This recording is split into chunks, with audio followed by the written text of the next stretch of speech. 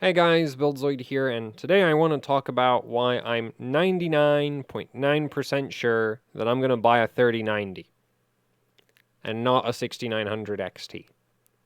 And the reason for it is very, very simple.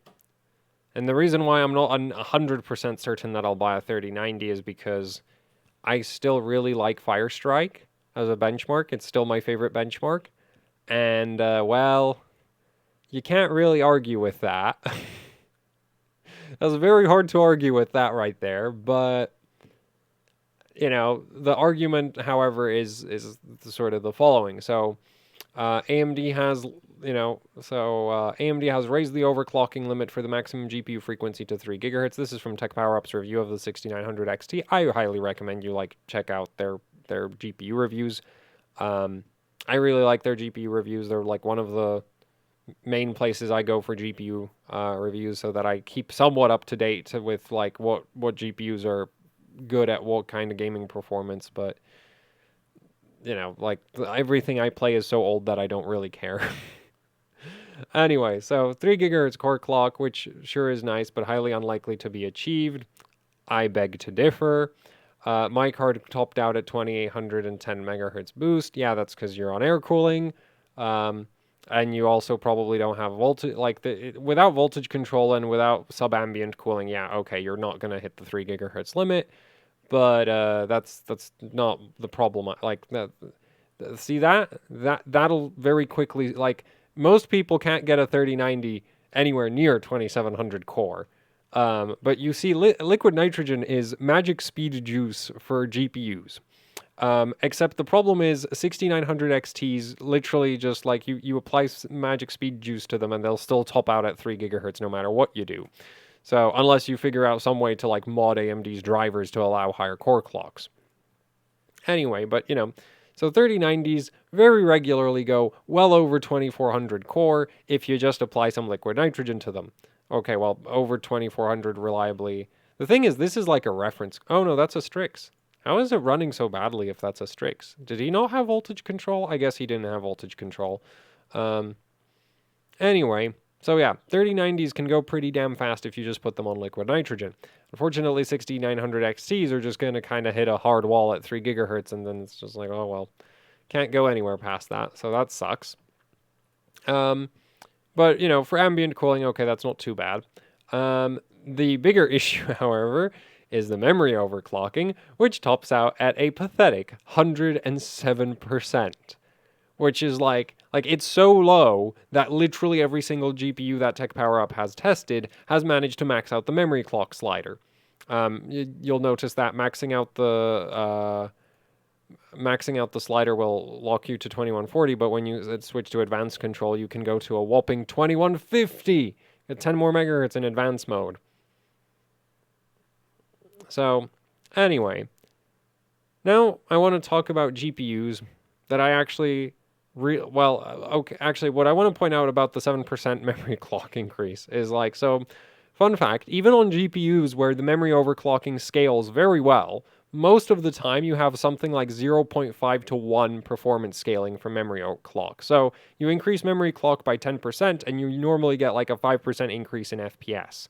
So if you increase the core memory clock by 7%, at best, you're going to be looking at like a 3.5% increase in performance, which is like, you're not going to notice. That's literally margin of error. Now, yeah, you might notice that in like competitive benchmarking, but from a daily user perspective, that's like, this doesn't make a difference. Like, that's basically pointless. Anyway, let's talk about GPUs that I really like overclocking, like the HD 7950 and the 7970. I have way too many of these cards. I believe I have two 7970s, and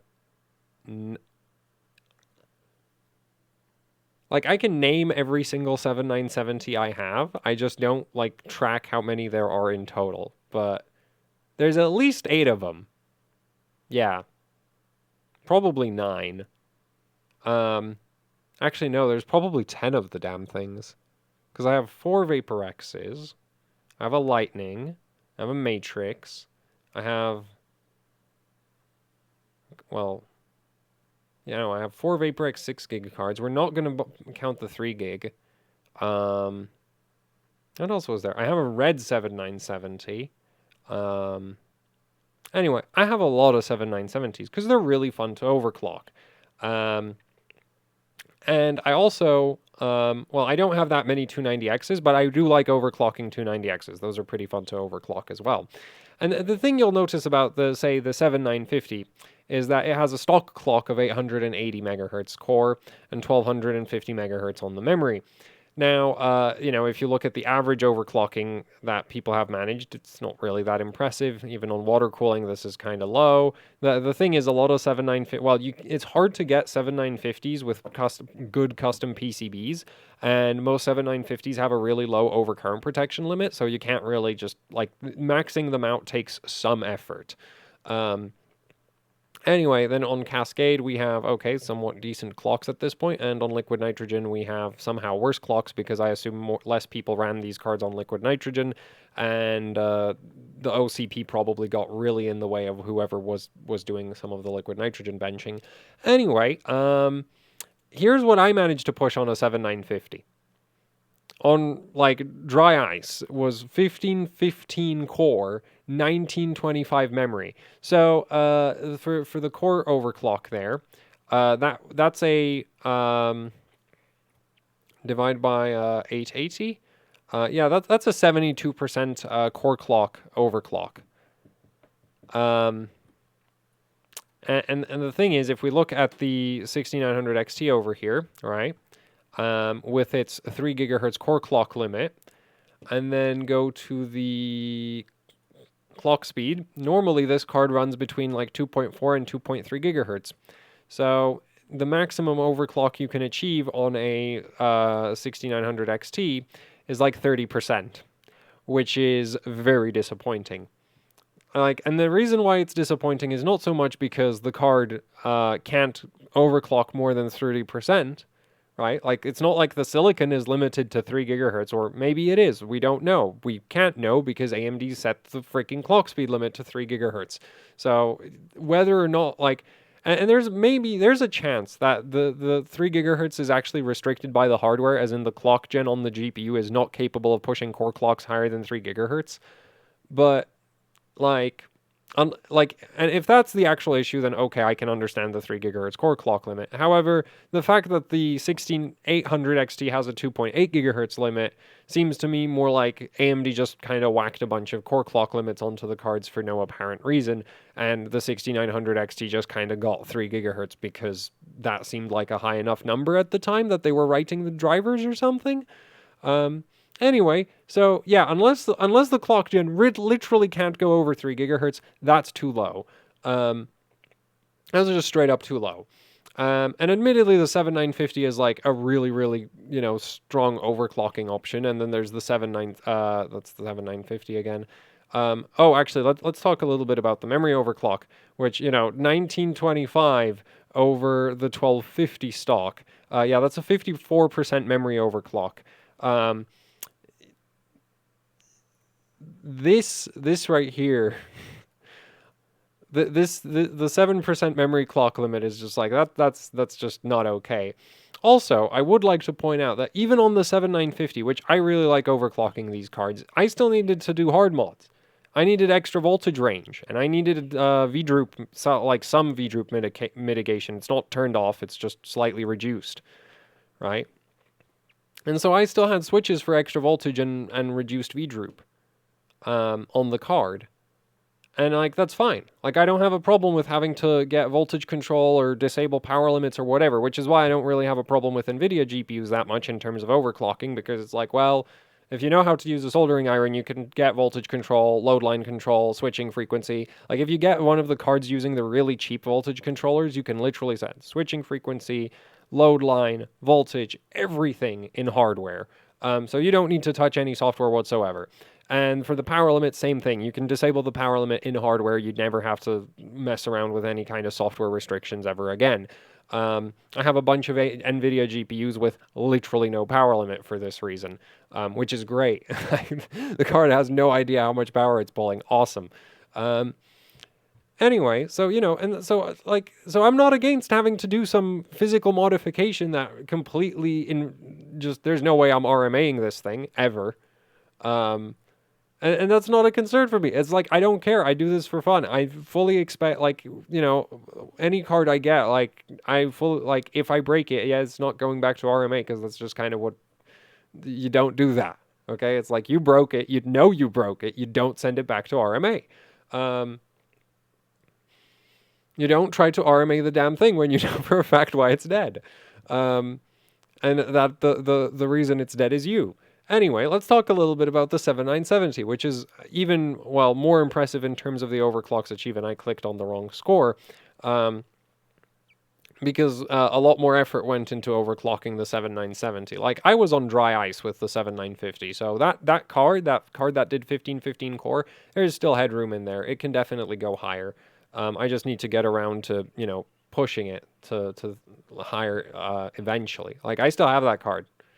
It also still has a very special BIOS on it, so I can't get rid of it until I pull that BIOS back off of it, because I do need that BIOS. I've forgotten how I made it. Anyway, that BIOS is actually based off of the BIOS that Lumia has on his 7970 Lightning here. Yeah, his 7970 Lightning, it did 1850 core, along with 1880 memory. And the funny thing about that is that the 7970 has a stock core clock of 925 megahertz. He literally doubled the core frequency. So, if by that logic, if the 6900 XT is a successor of the 7970 in terms of overclocking capabilities, you should be able to push this chip to 4.8 gigahertz, which I don't believe would actually be a thing, but, there have been cards where you've been able to double the core clock, or almost double the core clock, and so having a 3 gigahertz core clock limit enforced by the driver for no apparent reason on your top freaking SKU is like, why? Like, if I raise the slider so far it crashes, because incidentally, most cards can't hit 3 gigahertz on air cooling anyway. So then it's like, so this limit is there for who? For the LN2 overclockers? Do they need a core clock limit? No, they bloody don't. Is this limit for the normies? Well, it's too high for the normies, because most cards don't do 3 gigahertz on air cooling anyway. So, this is like Asus motherboards with their 1.8 volts memory voltage limit, which is both extremely high for day-to-day usage and 200 millivolts too low for extreme overclockers. Which is just like, yeah, that's a great place to set the voltage limit, seriously. So similarly, we have the 3 gigahertz core clock on AMD cards where it's just like, yeah, it's too high for anybody on normal cooling, too low for anybody serious about breaking records. But this is AMD, so you can't make a good product without screwing up at least one thing about it, right? I really hope, maybe it is a clock gen limit, in which case 6900 XTX, please, with custom, with better PCB, with better clock gen that goes to 4 gigahertz. Thank you very much. I'll pay extra. If they do, if we can get a card that has a better clock gen for $100 or even $200 more, I would be happy to pay extra. And no, instead we get a 3 gigahertz core clock limit in the drivers. Anyway, and then of course, the 7970, similar memory overclocking capabilities to the 7950, so we don't have to go over that again. But again, the core clock, the memory clock limit on the 6900 XT should be 2.5 gigahertz. Actually, no, it should be 3 gigahertz on the memory. I don't think the GDDR6 would actually hit 3 gigahertz on the memory, but 2150 is definitely too low. Just the fact that every single card hits it, it tells you it's too low. These things, these cards aren't maxing out the silicon, they're maxing out they're maxing out the slider. Don't restrict yourself with your crappy software, AMD. I know, that's hard for you guys, but come on. You just need to make the slider go up to 11 instead of 5. Because right now it doesn't even go up to 10. It doesn't even go up to 10. This goes up to 3. on the overclocking scale of memory overclocks. Anyway, for GPUs, and then of course we have the 290X. And the thing I'd love to point out about the 290X is the power slider range on these things. So first of all, 290X has had a stock clock of like 1 gigahertz core. The 1550 is actually not the highest core clock ever achieved on a 290X, but this currently holds the Firestrike record because AMD's drivers, like if you bench an AMD card on on really like launch day drivers and then bench it again on like drivers that are like 2 years newer, the score is higher even if you're at the exact same clock. So yeah, so that's why like this is the newest score at a very high core clock. Also CPU, like there's a CPU test in 3D Mark, so that also, it's a combination of things. But anyway, that's not the highest core clock ever achieved on a 290X, but that's still 55% over stock. Which again, like you can't do that on a 6900 XT because this thing runs like 2.3 gigahertz at stock and goes up, and the slider tops out at 3. Lovely. Anyway, and then of course, 60 per, like, well, okay, not 60%, but 1600 megahertz memory. But the thing I'd like to bring up is my score right here. Now, admittedly, I'm running a modified version of Sapphire Tricks so that I can go over plus 200 millivolts. Normally, Sapphire Tricks stops at plus 200, or at least that version of Tricks normally stops at plus 200. As you can see, my version is a bit extra spicy. It goes up to... Actually, I think that version goes up to, like, plus 500 or something. Though I'm not... Like, I have several different modified versions of Sapphire Tricks that go up to various ridiculous voltage limits based on just how much cooling I'm running with. Now, this was on water cooling, so I think this might be a 300 millivolt limited Strix. Anyway, plus 275, but that's modified software, so that doesn't really count. But the 50% power slider, that you get that on a reference 290X. Now I'm pulling up my score because I actually don't know what other people have in their screenshots, and I know my screenshot has the power slider showing. Yeah, like the 290X had a 50% power slider, even on the freaking reference card. And then you look at what the power slider looks like on a 6800 XT, and it's like, what? 15%? Hello? What happened? Because, like, from a power delivery perspective, from a VRM perspective, the 6800 XT reference PCB is, like, a whole, like, different league from the power delivery of a 290X. Okay, that is not even remotely comparable in terms of their power delivery. And yet, the 290X reference card, with its inferior power delivery system, and similar stock power consumption, right? Let's not forget the 290X was like a 300 watt card at stock, basically. Well, actually, no, it was more like 250. But anyway, it was a very power-hungry card. Yeah, that card with its 5-phase V-core, you could set the power limit to plus 50%. 6900 XT plus 15 on a 10-phase using 70 amp smart power stages. Like, AMD, like, needs to, like, I don't get it. Why do they make, like, I know that's the wrong page. I don't know why that I even have that open. Anyway, like, AMD, why? Like, seriously, why? Also, like, yeah, the voltage slider doesn't go above the stock voltage of the card, which, I mean, at this point, that's kind of what you'd expect, but, like, you have that on NVIDIA, and I don't care about the voltage limit. I can get more voltage range. That's no problem. The clock speed limit, on the other hand, is like, I don't know how to mod AMD's drivers. If I did know how to mod AMD's drivers, I wouldn't be moaning about this. But, yeah. That power slider right there is not okay. At all. Like, that is not enough power limit. And it's just like, why?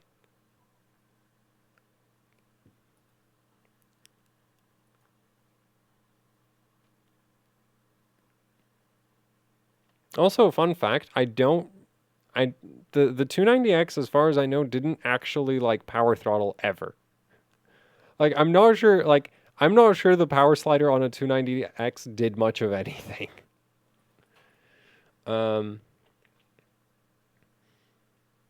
but anyway, like, yeah, and so all of this combined is just this is why I'm not interested in a 6900 XT, because it's like, oh well, there's no point like vault modding the memory rail, because which actually you don't even need to vault mod it. Like there's a digital controller, you just need to hook up an Elmore EVC or like a Infineon USB 005, and then you can go and set the voltage to whatever value you want. No point doing that because the memory slider tops out at 2140 or 2150. Same goes for the core. There's no point trying to push the core very far because, like, the core literally just doesn't go very far because of a software limit. And it's like, yeah. Like, I don't get why. Like, we already sort of started seeing this with Vega, but Vega still had the plus 50% power limit. Though admittedly you did have restrictions on how far you could push the frequencies, but there was the whole like custom power play tables. But as far as I know, AMD's like disabled the custom power play tables now. I've skipped the 5000 series.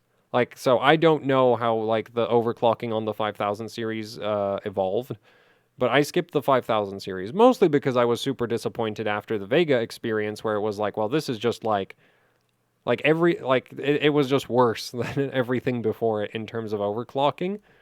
And now it's like, yeah, so remember how so Buildzoid, remember how you didn't particularly like overclocking Vega very much? Yeah, imagine if we made that worse. And that's what AMD's done with the 6900 XT as far as I'm concerned. And so now it's like, okay, well, I guess I'll just go buy a 3090. Because at least, like, you know, I can disable the power limit. I can disable the power limit, and then and I can get manual voltage control, and the software won't tell me where the core clock is, like how much core clock I can run. Because if I'm not mistaken, NVIDIA cards do actually have a hard limit at like 3 gigahertz, where it's just like the clock gen doesn't actually go any higher. Which is why I brought that up, because that wasn't really something that occurred to me, because on 7970s, I'm not sure that anybody knows where the limit for a 7970 frequency was. Actually, AMD probably has some documentation on what the absolute maximum theoretical clock of a 7970 could be. Yeah, like nobody's ever hit it. Like nobody's ever like hit the limit of the software or the clock gen on a 7970. Whereas I believe there are some 10 series NVIDIA cards that already hit hit the limit of what the clock gen would do, which is sort of, you know, how that came to my attention. Anyway, and then there's the 6900 XT, where it's just like, okay, 3 gigahertz in software limit, and then the memory limit, which is just like, I'm so disappointed. Like, how did we go from, you know, cards that could literally double their core clock and raise memory clock by upwards of 50% to cards where you can raise memory clock by 7%? Actually, that makes me wonder, what's the stock memory clock on a 3090? Now let's pull up this one, I guess.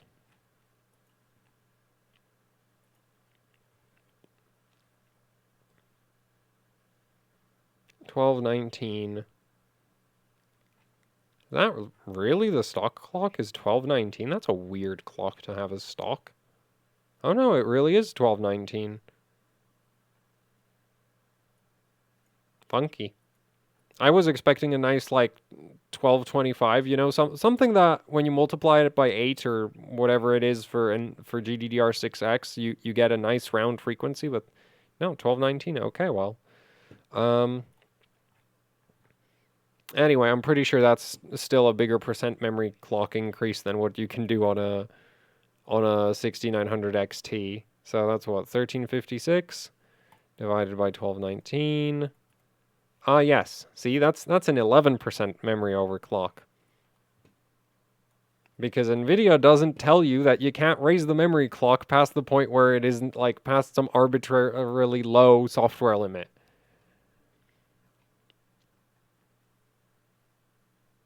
Also, the performance in 3D gained is 6.6%. Yeah.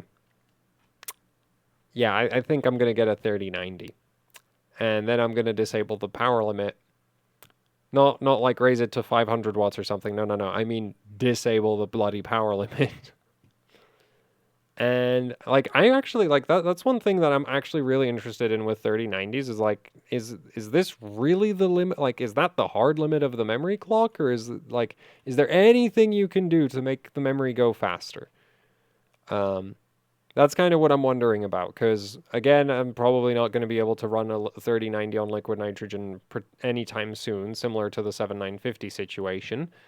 So yeah, it's like if I got my hands on a 3090, the thing I'd be most focused on is like, can I make it go, like, can I make the memory overclock even like 30 megahertz more? Which again, you can't do that on a 6900 XT, because on a 6900 XT, once you hit the 2150 driver limit, that's it. You're done. You can't go any faster. Why? Because AMD said so. Because AMD hates being first, and AMD hates selling GPUs. It's like, well, we finally built a competitive architecture. It would be a real shame if we could out overclock NVIDIA, wouldn't it? Can't have that. Oh well. So yeah, that's my thoughts on the NVIDIA. I mean AMD clocks. Well, overclocking support on the 6000 series, which is like it all went downhill with the introduction of Wattman, as far as I'm concerned.